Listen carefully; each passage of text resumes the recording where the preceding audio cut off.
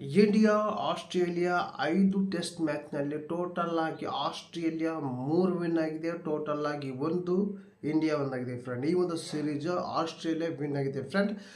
ಈ ಒಂದು ಸಿರೀಸ್ಗೆ ಪ್ರಮುಖ ಕಾರಣ, ಸೋಲಿಗೆ ಪ್ರಮುಖ ಕಾರಣ ಯಾವ ಆಟಗಾರರಿಂದ ಈ ಒಂದು ಸೀರೀಸ್ನ ಸೋಲೋಕೆ ಕಾರಣ ಆಯಿತು ಇಂಡಿಯಾ ಅನ್ನೋದು ಈ ಒಂದು ವಿಡಿಯೋದಲ್ಲಿ ತಿಳಿಸ್ಕೊಡ್ತೀನಿ. ಅದ್ರ ಜೊತೆಗೆ ಯಾರು ಚೆನ್ನಾಗಿರುವಂಥ ಪರ್ಫಾರ್ಮೆನ್ಸ್ ಕೊಟ್ಟಿದ್ದಾರೆ ಇಂಡಿಯಾಕ್ಕೆ ಅಂತ ಅದು ಕೂಡ ಈ ಒಂದು ವಿಡಿಯೋದಲ್ಲಿ ತಿಳ್ಕೊಳ್ಳೋಣ ಬನ್ನಿ ಫ್ರೆಂಡ್. ಟೋಟಲ್ ಆಗಿ ಯಾರು ಚೆನ್ನಾಗಿ ಆಡಿದ್ದಾರೆ ಅಂದರೆ ಯಾರು ಈ ಒಂದು ಸೀರೀಸ್ನಲ್ಲಿ ಚೆನ್ನಾಗಿ ಆಡಿದ್ದಾರೆ ಅನ್ನೋದು ಕೂಡ ಹೇಳ್ತಾ ಹೋಗಿದ್ರೆ ಫಸ್ಟ್ ಲಿಸ್ಟಲ್ಲಿ ಬರೋದು ಜಸ್ಪ್ರೀತ್ ಬುಮ್ರಾ ಫ್ರೆಂಡ್. ಟೋಟಲ್ ಆಗಿ ಈ ಒಂದು ಸಿರೀಸ್ನಲ್ಲಿ ಜಸ್ಪ್ರೀತ್ ಬುಮ್ರಾ ಈ ಒಂದು ಸಿರೀಸ್ನಲ್ಲಿ ಟೋಟಲ್ ಆಗಿ 32 ವಿಕೆಟ್ ತೊಗೊಂಡಿದ್ದಾರೆ ಫ್ರೆಂಡ್. ಟೋಟಲ್ ಆಗಿ 32 ವಿಕೆಟ್, ಟೋಟಲ್ ಆಗಿ ಎಷ್ಟು ಇನ್ನಿಂಗ್ಸ್ನಲ್ಲಿ 10 ಇನ್ನಿಂಗ್ಸ್ನಲ್ಲಿ ಟೋಟಲ್ ಆಗಿ ಫ್ರೆಂಡ್.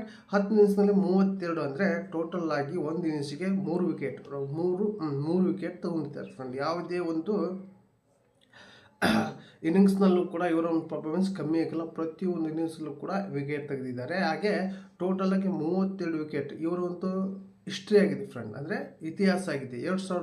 2001ರಲ್ಲಿ ಹರ್ಭಜನ್ ಸಿಂಗ್ ಆಸ್ಟ್ರೇಲಿಯಾ ವಿರುದ್ಧ ಟೆಸ್ಟ್ನಲ್ಲಿ 2001ರಲ್ಲಿ ಹರ್ಭಜನ್ ಸಿಂಗ್ 32 ವಿಕೆಟ್ ತೊಗೊಂಡಿದ್ದರು ಆಸ್ಟ್ರೇಲಿಯಾ ಪರವಾಗಿ. ಅದನ್ನು ಈಗ ಆ ಒಂದು ಇತಿಹಾಸನ ಅಂದರೆ ದಾಖಲೆನ ಸರಿಗಟ್ಟಿದ್ದಾರೆ ಜಸ್ಪ್ರೀತ್ ಬುಮ್ರಾ. ಟೋಟಲ್ ಆಗಿ 32 ವಿಕೆಟ್ ತೊಗೊಂಡಿದ್ದಾರೆ. ಅದ್ರ ಜೊತೆಗೆ ಇನ್ನೊಬ್ಬರ ಪ್ಲೇಯರ್ ಯಾರಪ್ಪ ಅಂದರೆ ಅದರಲ್ಲಿ ಜೈಸ್ವಾಲ್ ಕೂಡ ಚೆನ್ನಾಗಿ ಪರ್ಫಾರ್ಮೆನ್ಸ್ ಕೊಟ್ಟಿದ್ದಾರೆ. ಟೋಟಲ್ ಆಗಿ ಅವರು ಕೂಡ 76, 80 ಇದೇ ರೀತಿ ರನ್ ಮಾಡಿದ್ದಾರೆ ಫ್ರೆಂಡ್. ಪ್ರತಿಯೊಂದು 2-3 ಇನ್ನಿಂಗ್ಸ್ನಲ್ಲಿ ಫೇಲ್ ಆದರೂ ಕೂಡ ಅವರು ಕೂಡ ಚೆನ್ನಾಗಿರುವಂಥ ಪರ್ಫಾರ್ಮೆನ್ಸ್ ಕೊಟ್ಟಿದ್ದಾರೆ. ಯಂಗ್ಸ್ಟರ್ ಆದರೂ ಕೂಡ ಅನುಭವಿ ಇಲ್ಲರೂ ಕೂಡ ಚೆನ್ನಾಗಿ ಆಡಿದ್ದಾರೆ. ಇವ್ರನ್ನ ಕೂಡ ಬೆಸ್ಟ್ ಅನಿಸ್ಬೋದು. ನೆಕ್ಸ್ಟ್ ಅದ್ರ ಜೊತೆಗೆ ನಿತೀಶ್ ಕುಮಾರ್ ರೆಡ್ಡಿ ಈ ಲಾಸ್ಟ್ ಇನ್ನಿಂಗ್ಸ್ನಲ್ಲಿ ಸ್ವಲ್ಪ ರನ್ ಬರಲಿಲ್ಲ, ಅಂದರೆ ಲಾಸ್ಟ್ ಟೆಸ್ಟ್ನಲ್ಲಿ ಸ್ವಲ್ಪ ರನ್ ಬರಲಿಲ್ಲ ಅಷ್ಟು. ಇನ್ನು 4 ಟೆಸ್ಟ್ನಲ್ಲೂ ಕೂಡ ಚೆನ್ನಾಗಿರೋಂಥ ಪರ್ಫಾರ್ಮೆನ್ಸ್ ಕೊಟ್ಟಿದ್ದಾರೆ. ಅದರಲ್ಲಿ ಒಂದು ಶತನೂ ಕೂಡ ಇವರ ಒಂದು ಹೆಸರಲ್ಲಿ ಇದೆ ಫ್ರೆಂಡ್. ಟೋಟಲ್ ಆಗಿ ಚೆನ್ನಾಗಿರುವಂಥ ಪರ್ಫಾರ್ಮೆನ್ಸ್ ಇವರು ಕೊಟ್ಟಿದ್ದಾರೆ. ಇವರು ಡೆಬ್ಯೂ ಮ್ಯಾಚ್, ಇದು ಫಸ್ಟ್ ಡೆಬ್ಯೂದು, ಈ ಒಂದು ಸಿರೀಸ್ನೇ ಡೆಬ್ಯೂನಲ್ಲಿ ಕೂಡ ಚೆನ್ನಾಗಿರುವಂಥ ಪರ್ಫಾರ್ಮೆನ್ಸ್ ಕೊಟ್ಟಿದ್ದಾರೆ ನಿತೀಶ್ ಕುಮಾರ್ ರೆಡ್ಡಿ. ಅದ್ರ ಜೊತೆಗೆ ನೋಡೋದಾದ್ರೆ ನೆಕ್ಸ್ಟ್ ಮೊಹಮ್ಮದ್ ಸಿರಾಜು ಕೂಡ, ರಿಷಬ್ ಪಂತ್ ಕೂಡ ಬರ್ತಾರೆ. ಇವರು ಒಂದು ಲೆಕ್ಕಕ್ಕೆ ಹೇಳ್ಬೇಕಂದ್ರೆ ಇತ್ಲ ಪರ್ಫಾರ್ಮೆನ್ಸು ಚೆನ್ನಾಗಿ ಕೊಟ್ಟಿದ್ದಾರೆ, ಇತ್ಲಾಗೆ ಕಳಪೆನೂ ಕೂಡ ಇರಲಿಲ್ಲ ಒಂದು ಲೆವೆಲಿಗೆ.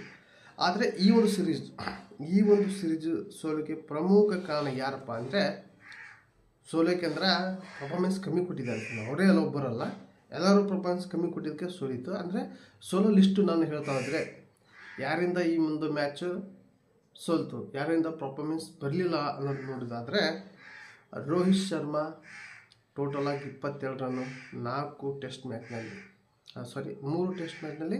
22 ರನ್ ಮಾಡಿದ್ದಾರೆ ಫ್ರೆಂಡ್. ಇವರ ಒಂದು ಪರ್ಫಾರ್ಮೆನ್ಸ್ ತುಂಬಾ ಕಮ್ಮಿ ಇದೆ. ಈ ಒಂದು ಟೆಸ್ಟ್ ಸೀರೀಸ್ನಲ್ಲಿ ಪರ್ಫಾರ್ಮೆನ್ಸ್ ಕಮ್ಮಿ ಇದೆ. ಆದರೆ ಇವರು ನಾರ್ಮಲ್ ಪ್ಲೇಯರ್ ಆಗಿದ್ದರೆ ಓಕೆ ಅನ್ಬೋದಿತ್ತು. ಆದರೆ ಕ್ಯಾಪ್ಟನ್ ಆಗಿ ಪರ್ಫಾರ್ಮೆನ್ಸ್ ಕೊಟ್ಟಿಲ್ಲ ಅಂದರೆ ಇದು ಹೀನಾಯ ಇಂಡಿಯಾಗೆ ಸೋಲೋಕೆ ಪ್ರಮುಖ ಕಾರಣ ಇವರೇ ಆಗ್ತಾರೆ. ಅಂದರೆ ಆ ಸೋಲೋಕೆ ಪ್ರಮುಖ ಕಾರಣ ಅಲ್ಲ, ಸೋಲೋ ಒಂದು ಪರ್ಫಾರ್ಮೆನ್ಸ್ ಕೊಡಲಿಲ್ಲದ ಪ್ಲೇಯರ್ನಲ್ಲಿ ಮೊದಲನೇ ಸ್ಥಾನದಲ್ಲಿ ರೋಹಿತ್ ಶರ್ಮಾ ಮಾಡ್ತಾರೆ ಫ್ರೆಂಡ್. ನೆಕ್ಸ್ಟ್ ಅವ್ರ ಜೊತೆಗೆ ಬರೋದು ಶುಭ್ಮನ್ ಗಿಲ್ಗೆ ಸ್ಥಾನ ಕೊಟ್ಟಿದ್ರು. ಅಂದರೆ ಅವ್ರಿಗೆ ಸ್ವಲ್ಪ ಎಲ್ಲೋ ಏನೋ ಓಪನಿಂಗ್ ಸ್ಟಾರ್ಟಲ್ಲಿ ಬಿಟ್ಕೊಳ್ಳೋದಕ್ಕೆ ಏನೋ ಸ್ವಲ್ಪ ಎಡವಟ್ಟು ಆಯಿತು ಅಂದ್ಕೊಂಡಿನಿ ಫ್ರೆಂಡ್. ಯಾಕಪ್ಪ ಅಂದರೆ ಅವರ ಸ್ಲಾಟ್ ಇದ್ದಿದ್ದು ಓಪನಿಂಗ್ಲಲ್ಲಿ ಆಡ್ತಾರೆ. ಆ ಓಪನಿಂಗ್ ಸ್ಥಾನ ಸಿಗಲಿದ್ದಕ್ಕೆ ಏನೋ ಪರ್ಫಾರ್ಮೆನ್ಸ್ ಕಮ್ಮಿ ಕೊಟ್ಟರೆ ಏನೋ ಗೊತ್ತಿಲ್ಲ. ಆದರೂ ಕೂಡ ಸಿಕ್ಕಿದ ಚಾನ್ಸು ಇವರು ಕೂಡ ಫೇಲ್ಯೂರ್ ಆಗಿದ್ದಾರೆ ಫ್ರೆಂಡ್. ಸೋಲೋಕ್ಕೆ ಇವರು ಪರ್ಫಾರ್ಮೆನ್ಸ್ ಕೂಡ ಕಮ್ಮಿ ಇದೆ. ನೆಕ್ಸ್ಟ್ ನೋಡೋದಾದರೆ ವಿರಾಟ್ ಕೊಹ್ಲಿ ಫಸ್ಟ್ ಟೆಸ್ಟ್ ಮ್ಯಾಚ್ನಲ್ಲಿ ಒಂದು ಶತಕ ಬಿಟ್ಟರೆ ಎಲ್ಲೂ ಕೂಡ ಒಂದು 50 ಇಲ್ಲ, ಎಲ್ಲೂ ಕೂಡ ಒಂದು 50 ಮಾಡಿಲ್ಲ. ಇವರು 2014ರಲ್ಲಿ 4 ಶತಕ ಮಾಡಿದ್ದಾರೆ ಫ್ರೆಂಡ್. ಟೆಸ್ಟ್ ಸೀರೀಸ್ನಲ್ಲಿ 5 ಟೆಸ್ಟ್ನಲ್ಲಿ 4 ಶತಕ ಮಾಡಿದರು ಆಸ್ಟ್ರೇಲಿಯಾ ವಿರುದ್ಧ. ಆದರೆ ಈ ಸಲ ಯಾಕೋ ಇವರೊಂದು ಬ್ಯಾಟಿಂಗ್ನಲ್ಲಿ ಒಂದೇ ಶತಕ ಬಂದಿದೆ. ಅದ ಶತಕನೇ ಅಷ್ಟೇ, 50ನೂ ಕೂಡ ಬಂದಿಲ್ಲ. ಇವರು 7 ಸಲ ಎಡ್ಜ್ ಆಗಿದ್ದಾರೆ ಫ್ರೆಂಡ್. ಎಡ್ಜ್ ಆಗಿ ಸ್ಲಿಪ್ ಕ್ಯಾಚು, ಕೀಪರ್ ಕ್ಯಾಚ್ ಆಗಿದ್ದಾರೆ. ಯಾವುದೋ ಒಂದು ಬೋಲ್ಡ್ ಆಯಿತು, ರನ್ಔಟ್ ಆಯಿತು, ಕ್ಯಾಚ್ ಔಟ್ ಆಯಿತು. ಬೇರೆ ಕಡೆ ಅಂದರೆ ಏನೋ ಒಂದು ಫಾರ್ಮ್ನಲ್ಲಿ ಸ್ವಲ್ಪ ಏನೋ ಒಂದು ಅಡ್ಜಸ್ಟ್ಮೆಂಟ್ ಆಗುತ್ತೆ. ಆದರೆ ಒಂದೇ ವಿಕೆಟ್ ಅಂದರೆ ಒಂದೇ ಥರ ವಿಕೆಟ್ ಒಪ್ಸಿದ್ರು, ಅದೇ ಸ್ವಲ್ಪ ಈ ಒಂದು ಸಿರೀಸ್ಗೆ ಹಿನ್ನಡೆ ಆಯಿತು. ಅದ್ರ ಜೊತೆಗೆ ಇತರೆ ಆಟಗಾರರು ಪ್ರತಿಷ್ಠ ಕೃಷ್ಣ ಚೆನ್ನಾಗಿರುವಂಥ ಪರ್ಫಾರ್ಮೆನ್ಸ್ ಕೊಟ್ಟಿದ್ದಾರೆ. ಲಾಸ್ಟ್ ಟೆಸ್ಟ್ ಮ್ಯಾಚ್ನಲ್ಲಿ ವಿಕೆಟ್ ಕೂಡ ಚೆನ್ನಾಗಿ ತೆಗೆದಿದ್ದಾರೆ. ಬುಮ್ರಾ ಅನುಪಸ್ಥಿತಿಯಲ್ಲಿ ಅವರು ಚೆನ್ನಾಗಿರುವಂಥ ಪರ್ಫಾರ್ಮೆನ್ಸ್ ಮಾಡಿದ್ದಾರೆ. ಅವ್ರ ಜೊತೆಗೆ ಜಡೇಜಾ ಅದು ಕೂಡ ಅವರು ಒಂದು ಲೆವೆಲಿಗೆ ಬರ್ತಾರೆ. ಈ ಕಡೆ ಬೆಸ್ಟ್ನಲ್ಲ ಇತ್ಲಾಗೆ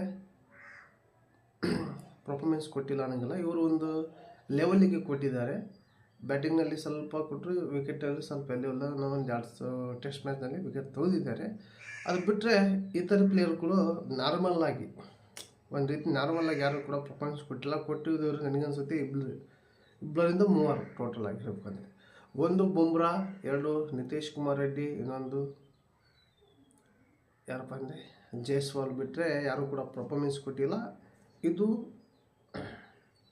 ಇಂಡಿಯಾಗೆ ಈ ಒಂದು ಸಿರೀಸ್ ಸೋಲಕ್ಕೆ ಪ್ರಮುಖ ಕಾರಣ ಇವೆ ಫ್ರೆಂಡ್. ಟೋಟಲ್ ಆಗಿ ಇವರು 3 ಜೊತೆಗೆ ಇನ್ನು 8 ಜನ ಕೂಡ ಸಪೋರ್ಟ್ ಮಾಡಿದ್ರೆ ಇಂಡಿಯಾ ಈ ಸಿರೀಸ್ನ ವಿನ್ ಆಗ್ತಿರೋದು ಕನ್ಫರ್ಮ್ ಆಗಿ ವಿನ್ ಆಗ್ತಿತ್ತು. ಹಾಗೆ WTCನಲ್ಲಿ ಕೂಡ ಕ್ವಾಲಿಫೈರ್ ಆಗ್ತಿತ್ತು ಸೀದಾ ಫ್ರೆಂಡ್.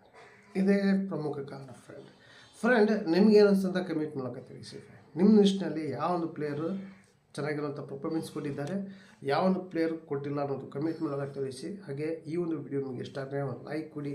ಹಾಗೆ ನೀವೆಲ್ಲ ಫಸ್ಟ್ ಟೈಮ್ ನನ್ನ ಚಾನಲ್ ನೋಡ್ತಾ ಇದ್ದೀರಲ್ಲ, ನೋಡೋರೆಲ್ಲ ಒಂದು ಸಬ್ಸ್ಕ್ರೈಬ್ ಬಟನ್ ಪ್ರೆಸ್ ಮಾಡಿ ಅಂತ ಈ ಒಂದು ವಿಡಿಯೋಗೆ ಎಂಡ್ ಮಾಡ್ತಾ ಇದ್ದೀನಿ. ಮತ್ತೆ ಅಂತ ವಿಡಿಯೋ ಸಿಗೋಣ. ಟೇಕ್ ಕೇರ್, ಬಾಯ್.